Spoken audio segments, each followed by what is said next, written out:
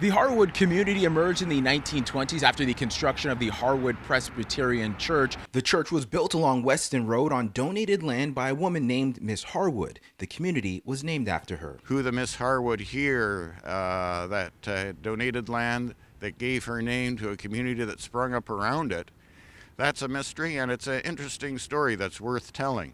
There's no statue, there's no road, there's no stamp in her honor.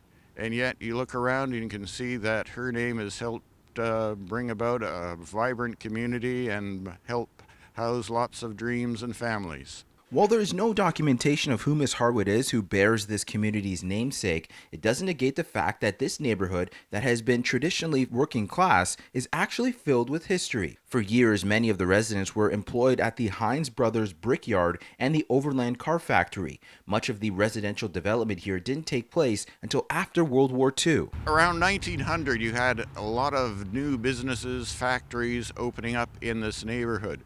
We're just a mile or so north of the junction, and that was a large area to support the Canadian Pacific Railway at that time.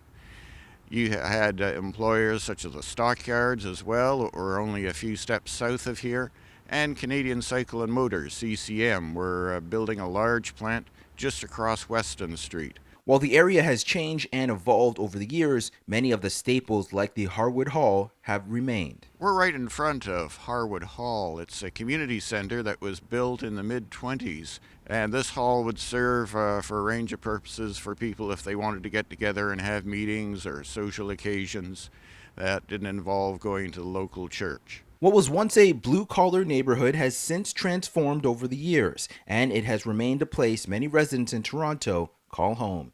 In the Harwood community, I'm Brandon Rowe for City News.